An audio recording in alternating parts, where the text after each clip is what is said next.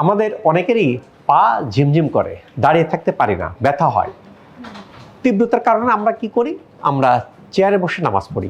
কেন? আমাদের নি জয়েন্ট ভাঁজ করা যায় না। আমাদের নি জয়েন্টটা, এই যে নি জয়েন্ট ভাঁজ করতে পারি না, প্রপার হতে ভাঁজ করতে পারি না, আংশিক ভাঁজ করতে পারি, যার ফলে আমরা কি চেয়ারে বসে নামাজ পড়ি। এই জটিলতাগুলো থাকে। এখন কি আমরা যারা চেয়ারে বসে নামাজ পড়ি তাদের মনের মধ্যে একটা হাহাকার থাকে, আল্লাহ যদি আমার তৌফিক দিত, আবার আমি জমিনের সিজদা দিতাম, রুকু করতাম, সহি তরিকায় নামাজ পড়তাম, কত না ভালো হতো। আজকে শুনবো আপনার কি কি অসুবিধা ছিল বলেন তো। আর নামাজ পড়তেন কিভাবে আগে? আমি নামাজ পড়তাম হলো চেয়ারে বসে, চেয়ারে বসে টেবিলে সেজদা দিতাম স্যার।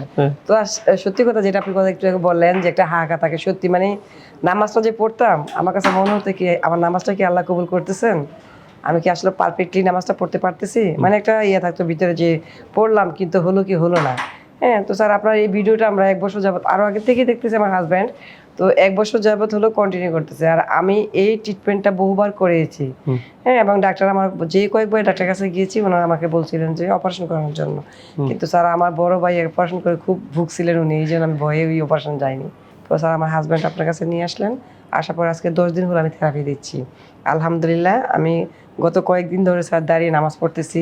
আমার হাঁটুর যে ব্যথা ছিল এবং শিরশির করে যে উপর থেকে নিচে ওঠা নামা করতো ওই জিনিসটা আমার ভালো হয়েছে, এবং আমি এখন মোটামুটি নিজে কাজ করতে পারি স্যার। আমি দাঁড়িয়ে কাজ করতে পারতাম না, মানে আমার খুব অসহ্যজনীয় একটা ব্যথা থাকতো সবসময় শরীরের মধ্যে, যেটার জন্য আমি কাজ করতে পারতাম না। আমার নিজের মধ্যে একটা খুব একটা ডিপ্রেশনে আমি ভুগতাম স্যার, যে আমি কী করবো না করবো, ছেলে মেয়ে আছে স্যার, ওদের দেখাশোনা করতে পারতাম না ঠিকমতো, সংসারে মন দিতে পারতাম না, এই অবস্থা ছিল স্যার। আলহামদুলিল্লাহ এখন আমি সুস্থ।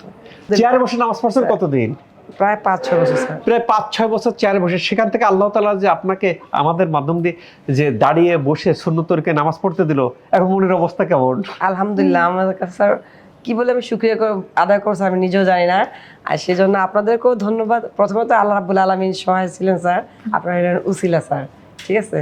আলহামদুলিল্লাহ আমি এখন সম্পূর্ণ সুস্থ।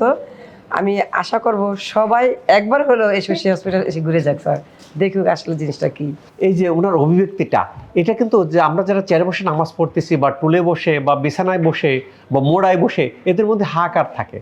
কারো সময় কম লাগে, কারো বেশি লাগে, কারো কি ডিজেনারেটিভ চেঞ্জের পরিমাণটা বেশি থাকে, তার সময় বেশি লাগে। তো এই যে তো কিন্তু সমস্যাগুলো এখানে সহজেই আল্লাহর রহমতে ভালো হয়ে যায় একটা কম্বিনেশন ট্রিটমেন্টের মাধ্যমে।